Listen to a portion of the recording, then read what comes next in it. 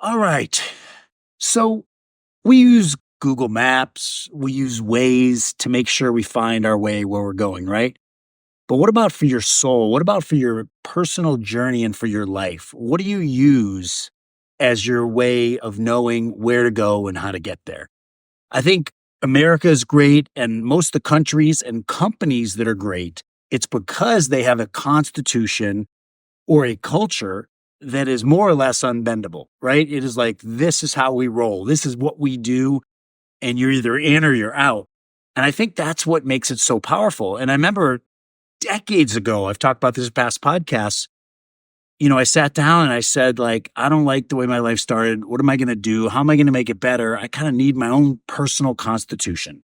So that's what I have. I love notes, by the way, in the phone. Notes, I have everything in there, things I'm grateful for. A love my wife list, a learn, a Kaizen, all kinds of lists on how to be better, how to live better, how to do better. But one of the most powerful ones has been this personal constitution. So I want to actually go over that with you and see if it, resonates and if it has some value. Because if you create this personal constitution, and I will say, unlike the regular constitution, it is changeable because we change as people and you need to evolve and adapt. But it's important that, the core of it is mostly not changeable because it's who you are and how you're going to live your life. It's a value system more than anything. I think we have so many things coming at us that we need a filter to put things through. How do we make our decisions? What do we say no to? What do we say yes to? Every time you say yes, you're writing that check with your time, with your energy, with your everything that is going to happen in your life is going to be based on those yeses and those nos. So what system do you use to filter that? So here's my personal constitution. The first one, and I read this every single morning. Gratitude and optimism are my lifeblood. Better every day for myself and those around me. Do the right thing, bring joy. So when I was first writing this, I said, like, who am I? What drives me? What is my juice? What gets me going? And that's what it is. It's gratitude and optimism. I've always believed in the best. I've always been grateful for what there is. Or like, oh, darn it, I can't remember now who said this, but I love the quote. It's like, even though, you may not have some of the things you want, be grateful for all the things you don't have that you don't want. If you're healthy, congrats, you got that. So it's always about finding what to be grateful for. Optimism. I did a whole podcast on that, the last one on optimism. You can check that out if you're interested. And better every day for myself and those around me. I mean, that is really what I've always believed in. Like by nature, I'm kind of a hospitality guy. I've had restaurants, been a chef. I'm in real estate, serving clients, serving people. Vending joy is my passion and I feel like my purpose. And that's what I want to do. So that sets it up. That's the opener for me. What's the opener for you? Who are you? What drives you? What is it that makes you want to move forward? The next one says, I constantly work to be present and not serve the ego. The first time years and years ago, I read Ego is the Way by Ryan Holiday. Really a good read because it's incredible. I mean, we all have an ego and we should, but we need to keep it in check and not let it take us over. And it's so easy to be making decisions and doing things that serve the ego that aren't really in your best interest, And so when you start to see that, and I see it really quickly, like I laugh at myself, I'm out and about with somebody or whatever, and I say something and I think to myself, that was such a pathetic ego boost. I just said that to try to somehow give myself credit or to justify, what's going on right here. And it's almost embarrassing, but it's exciting because I noticed it and I kept my ego in check and realized, okay, pull back, Junior. The next 4 in a group come from the 4 agreements. If you haven't read that, another great book. This is my little twist on those 4 agreements. 4 agreements that you should have with yourself. I'm impeccable with my word. Words matter. Like be very careful about what you choose to say, type, text, write, email. Words make a difference, so do what you say you're going to do. Don't use words that aren't going to help, that aren't going to get you to a good place. Choose thoughtful words, choose words that you mean, say what matters. I don't take things personally. That's huge. Sounds like something we all learn in like kindergarten, yet all of us still fail all the time. It's like, you make it all about you, like you're the center of the universe, right? It's like, nope, it has nothing to do with me. That person is choosing not to work with me any longer or whatever it might be. I'm not going to take that personally. That's a business decision or whatever it is, even if it potentially is meant to be personal. I'm not going to take it personally because that doesn't serve me and doesn't do any good. I don't make assumptions, and that kind of ties right into not taking things personally. I don't make assumptions. And if you can do just that, like your whole life will turn around. Like the amount of times we tell stories, I call it, or make these assumptions that really are just that, right? Nobody actually said that or did that or means that, but we are choosing to read into it. And then it creates this whole whirlwind. It can be positive sometimes, but it can also be super negative, like creating this whole storyline that doesn't exist. So no assumptions. And then the last one, I make it happen. I mean, that is always my default button. Like, what do you need? I got it. Let's make it happen. I'm on it. This is what we're doing. I go straight to that solution place, to that get it done place. And sometimes it doesn't always serve me well. You know, I love that saying that a good decision made quickly is far better than a perfect decision that takes forever. Every now and then it'll work against me. I should have slowed down. I should have thought, a little bit further about it. But overall in my life, having a make it happen kind of attitude has always served me well. The next one I wrote down twice because I really need it. I listen. I listen. And as you can tell, just from this podcast, I love to talk. I probably talk too much, but listening is where the great stuff happens. That's where the magic's at. As a realtor right now, I serve my clients best when I'm listening. It's not about me. It's not about what I want them to do. It's not about what I think they should do. It's about what do they need? What is their goal? And if I really listen, I can serve that purpose. I can get what they need. I can make it happen. See the one above? But that only comes from listening. And, it's, we should do a whole separate podcast on listening. But anyway, and then my next one, I make my own weather. I can choose to be in a good state of mind. And again, I really believe that, right? Like you got to stop. I've done it many times and it's taken me years, but many times, like all of a sudden I'm feeling like I'm in this pissy mood and everything's starting to bother me. And I quickly, because of my morning readings, which is one of the first ones in my inspirational log, is my superpower is that nothing bothers me. And now in here, I make my own weather. I can choose to be in a good state of mind. So I read that every morning and I remember that and I do it. Because at the end of the day, like there's nothing actually happening that is making me not be in a good state of mind, except that I'm allowing it. So I make my own weather. I can choose to be in a good state of mind. I do not judge others. I see your flaws, but I don't see your struggles. And that's a huge one for me because it is so easy to look at each other people and just judge, right? And I think we do that because, it makes us feel better about ourselves, right? Oh, look at her, look at him, that makes me better, I guess, right? No, but it doesn't. And that's what we need more than ever, is empathy, like go straight to the place of that can't be the way they want to be. Like I'm being a little condescending, but I jokingly say sometimes, like when somebody's really nasty, I look at the person I'm with or whatever and I go, hey, the fact that they have to be them is torture enough. We don't need to add to it. Like it can't be great walking around, talking, feeling, acting like X person is acting, right? Something's going on behind that. They don't want to be that way. So stop and think, you know what? Yeah, I could easily just label whatever I see, but I don't know what's going on behind that. The most amazing example of that is, in the 7 Habits of the Highly Effective, the opening chapter said, it's this dad with his 2 kids running around on a subway car, knocking people's papers out of their hand. They're just totally misbehaving. The dad's doing nothing about it. All of a sudden, one of the passengers on the metro says, hey man, it seems like you're not noticing, like your kids are kind of bothering everybody on the train here and not really behaving. Maybe you should say something. And he says, oh my gosh, I'm so sorry, man. You're right. I really wasn't paying attention. We just left the hospital where their mom died. So I think they're probably just out of it. And so am I.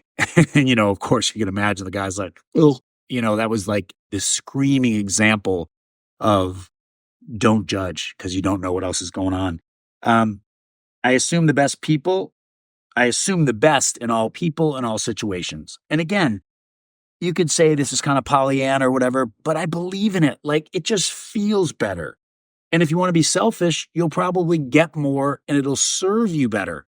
by assuming the best in all people in all situations. Like just, you take a wrong turn and you're lost, look at it as a plus. You're going to discover something maybe that you never expected.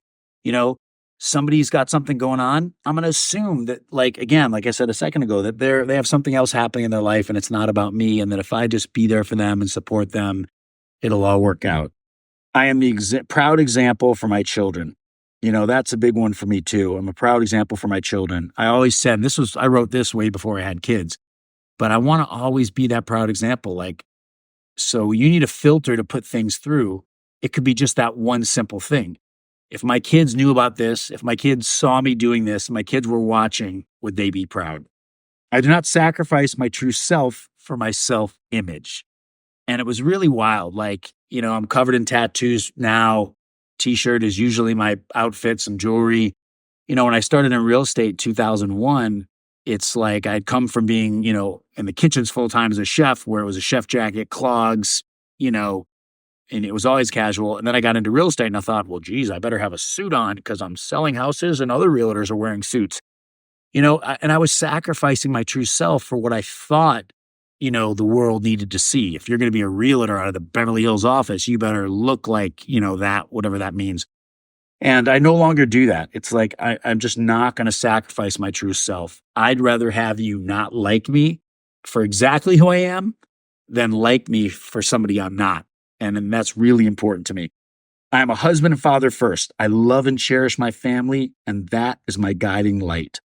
I always remember the quote, "Who you are speaks so loudly, I can't hear what you say."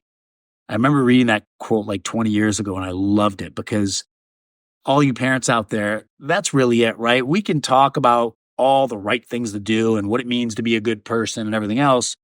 But if your kid sees you not pay for something, at a restaurant or a store because they made a mistake, and, that's the lesson you're teaching them. Oh, wow, get away with what you can get away with. They're going to learn by watching, not by listening. So that's a big one for me. I always do the right thing. I always do what I say I will do. And that goes back to the 4 assumptions. I bring joy to the world one person at a time. And that's a big one for me because, again, just like I talked about in the Optimism podcast, like I can't change wars. I can't, get into DC and fix everything myself. But what I can do is spread joy everywhere I go. If I can just make each person I come in contact with feel a little bit better, and I'm probably doing it selfishly because it makes me feel better. But we start expanding that circle of joy and positivity. And if we all do that, it can't help but to create great change in the world. I am the change I expect in the world. I think that came from the Obama times. I always laugh and never take myself too seriously. I always laugh and never take myself too seriously. That's a big one for me because, like, I want to turn everything into a joke. And sometimes it annoys my wife. And I'm sure some of you that are my friends are out there, we're out and about. You're like, oh, God, yeah, there he goes again. Not everything has to be a joke. But I just find humor and laughter the greatest thing in the world. Like, when you laugh, you just feel better. When you can make someone else laugh, you make their day. So, and I think it's too easy to think, again, just like my early real estate days, I got to be a professional and sharp in my suit. No, you can make a joke. You can talk to the client about other things. I mean, you got to, again, people skills, you got to adapt to each person so that you're being respectful and making them comfortable. But I think it's about, truly never taking yourself too seriously. Nothing good comes from that. And there's a big difference between taking yourself seriously and being a pro. Right? You can not take yourself seriously, but still be an amazing pro that cares very much about doing the right thing and getting the right results, but you do it in a light, joyful way. I am amassing a fortune and doing lots of good with it. To be financially wealthy is important to me, but I will never let it be my master. True wealth starts by being happy with nothing. And even though I have no desire to have nothing, and anybody who says money doesn't bring happiness hasn't been poolside, with a cocktail in the middle of a Wednesday because they can, or on a vacation around the world. I mean, of course, money makes you happy and brings joy. I always tell my kids, listen, one day if you're going to be miserable, it's better to be miserable poolside. And with all that said, by itself, it's worthless, right? If you had all the money in the world, all the cars in the world, all the houses in the world, and you were the only one in the world, you'd probably kill yourself, right? I mean, life is about interaction and connection and people. That's what makes life great. It's not the stuff you can buy. It's not, the bragging rights. I read something that I thought was perfect. Like, have plenty more money than your monthly spending, but not so much that it makes you a prisoner to your money, right? Like, you want to be free. That's a thing. More than ever, I value freedom and flexibility, and that's time is truly, as Leonard Steinberg at our Compass headquarters always says, time is the last, most valuable asset there is. So, and a lot of people, it's kind of crazy, right? The richer you get, it almost becomes a prison. Like, everything is worry. Who's trying to get my money? Who's trying to take my money? I got to set up this entity and that entity and this tax loop and that tax loop. And, for some of you, if that's your world and you love it, great. And as I always say, somebody on Instagram, said, "Hey, I don't agree with what you're saying on that." And I love that because we don't need everyone to think the same way. If your life is going great and works for you, keep at it. Pedal to the metal, baby. This is for those who may resonate with it and think, hey, you know what? Yeah, I'm fighting to be some billionaire and I'm not enjoying the journey. And that's, for me, is always the test. It's like, not what's my bank balance, but do I wake up every day and love the journey?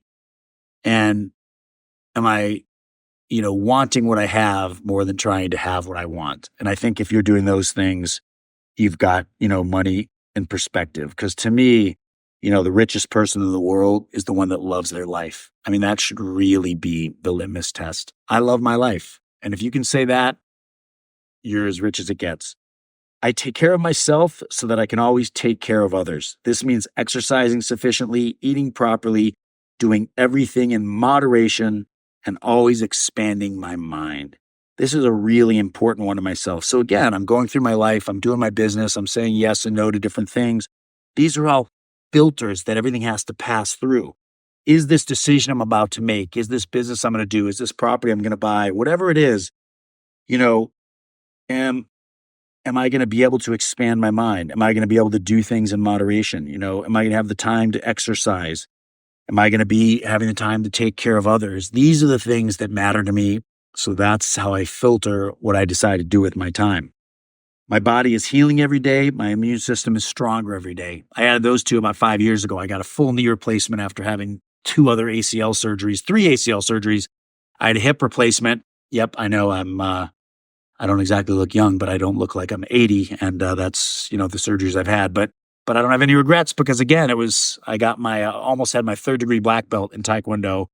I was going for my 3rd degree black belt when I blew my knee out, and then I blew it out again, and it just became like a spiral. But it's okay because I'd rather blow my knee out and have had the feeling of flying through the air, doing a jump spinning side kick, having really pushed my body to the furthest level in this art, in this sport, martial arts that I love so much. So no regrets. But as I had these surgeries, I was at the beginning, I was fighting and I'm like, I want to throw that kick. I want to be out there surfing. I want to do all these things. And I just had to remind myself, my body is healing every day. My immune system is stronger every day. Like, the things you think, change. I really believe that it's becoming supernatural with Joe Dispenza. And I really believe that, like, what you think changes the cell structure in your body, and it does affect your physical being. So I always keep that in mind. I'm constantly learning something. To me, without a doubt, I'd love to hear your guys' feedback if I'm just crazy or you agree. When you're learning, you're happy. Somehow we are meant to move forward. Human beings are amazing. I just love people. It's fascinating. I always say every time I go to the gym and I just look across the room, everybody's there just trying to make themselves better, making the effort to be better, whatever that means. And I don't judge where they're at. I judge the fact that they're here and they're doing it. So I do French class. I've been doing language classes for years. I'm pretty good in Spanish. I'm getting pretty good in French. Italian's next. I'm always doing my wine tastings, smelling these smell kits that I have. Now I'm starting to watch YouTube videos to learn how to play the conga drum just because I think it'd be fun. So learning. And then, of course, in my business, real estate, I'm always learning the laws, what's changing, what's happening. For any of you that are been aware of this huge NAR settlement in real estate, it's affected the way commissions are done. I love to be learning because when I'm learning, I feel better. When I'm better, I can help other people be better. And I love that. So again, all these things, if this is my personal constitution, right? And I'm going to say yes or no to something. I'm going to stop and say, is it going to fit my plan here? And I think it's really important to have this constitution because if you don't know where you're going, you'll probably end up somewhere else. And nobody, I really believe this. Nobody plans to do bad or be bad. Sure. There's a small percentage of the population that was born that way or that's just how they are. And you know what? They're playing their note. They're playing their part in this symphony we call life. But for the most part, I think people mean well and want to do well, but it happens very slowly. It's like the frog in the pot theory, right? You put a frog in a pot of water, you turn on the heat full blast. By the time it realizes the water's too hot, it boils to death because it happens so gradually. If you drop something in boiling water, they're going to jump away quickly because, whoa, it's a shock. But the dangerous moves are the ones that are very slow and they affect you. And all of a sudden, great book, of course, Atomic Habits, it's the compound effect. Every little thing you do stacks upon itself and the other thing you're doing. And all of a sudden, like the old joke is, how did you get rich or how did you go broke? Very slowly. And then all of a sudden, it just blows up. So be aware of that. I know work will fill the space I give it, so I will only give it the amount of time that allows me to enjoy life, pursue my passions, and give more than I take. Charlie, that one goes out to you. Give more than I take. And that's really important to me. That's like one of the biggest ones that I'm proud to say I've done most of my life. When I had my restaurants early on, I was 24 years old. I literally worked 20 hours a day, 20 hours a day.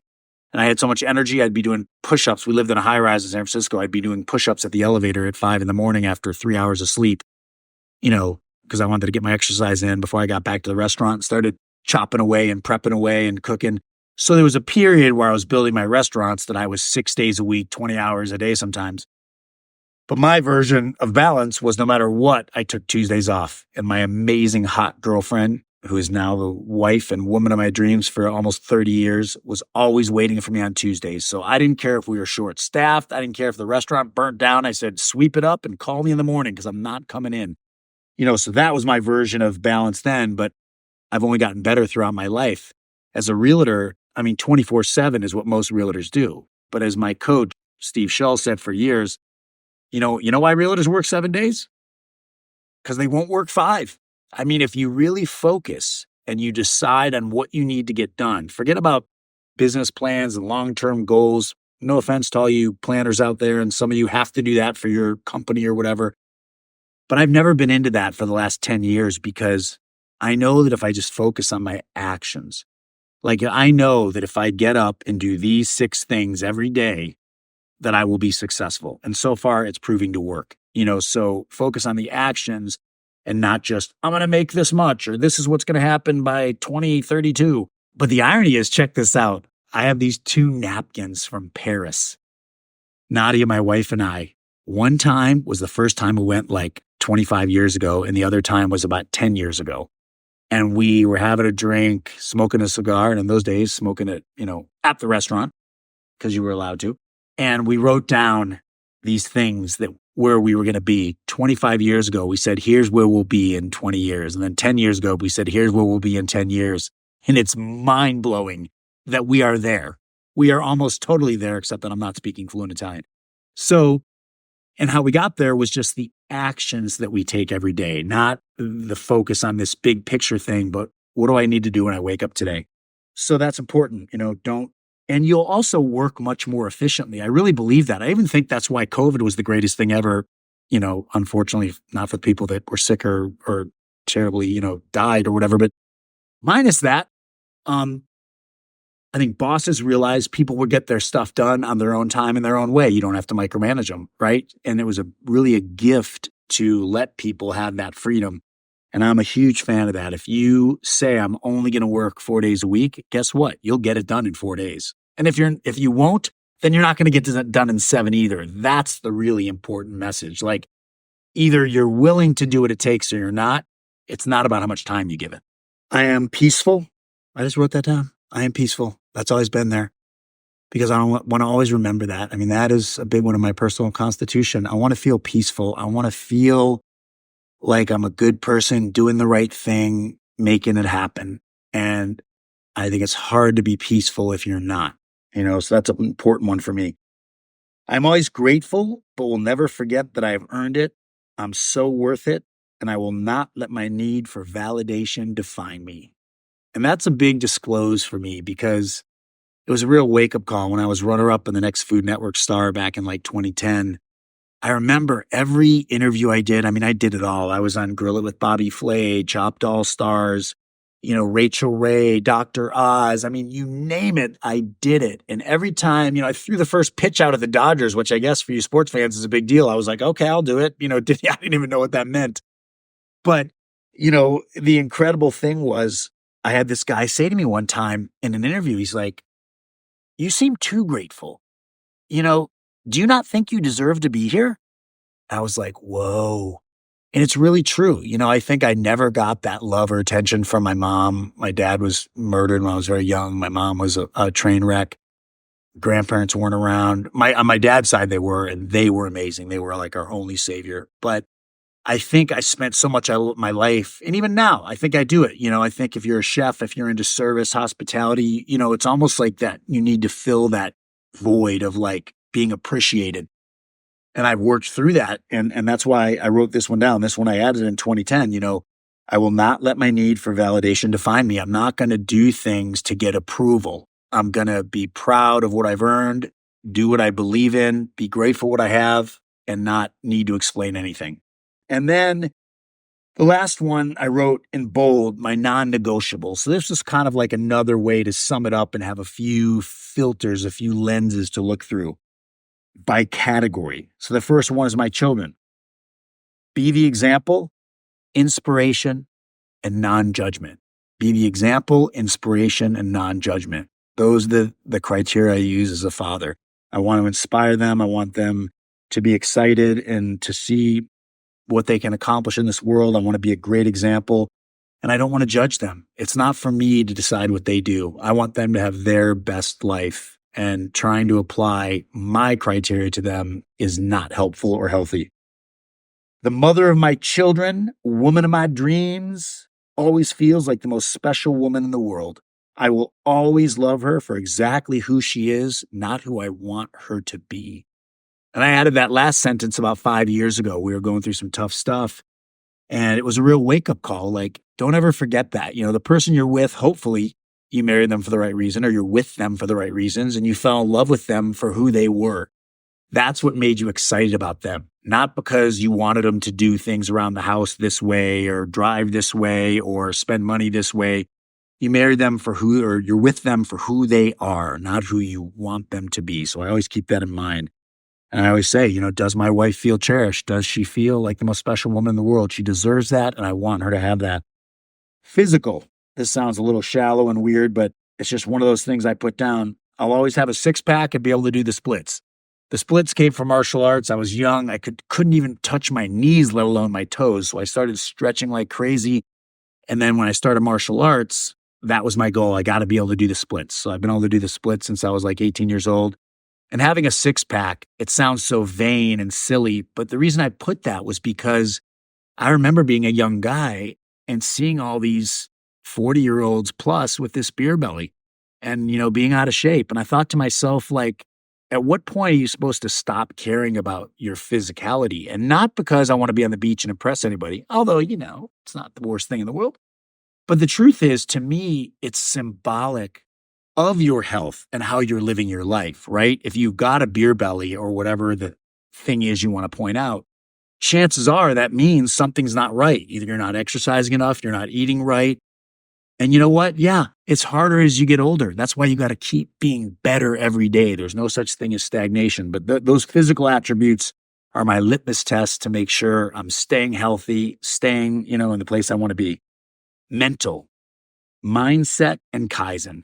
So mindset, kind of what this entire podcast is about. We have a choice on the lens we look through. How do we see the world? How do we see our day? How do we see any given situation? I want to always focus on showing up with the right mindset, because all the business plans in the world, all the connections in the world, all the studying, the hard working in the world won't land even a fraction of what you want it to land at if you don't show up as your best self. And Kaizen is the Japanese philosophy of being 1% better every day. It's a great book. There's a book, I forget the full name of it. I'll put it in the podcast for you, but on the website. But, it's just about being slightly better. Don't try to change the world overnight. Don't say just like you would never tell yourself I'll be fluent in French in a week. Don't tell yourself you're going to lose all this weight in a short amount of time or that you're going to change all your ways in a short amount of time because you'll end up just being worse off because you'll be disappointed.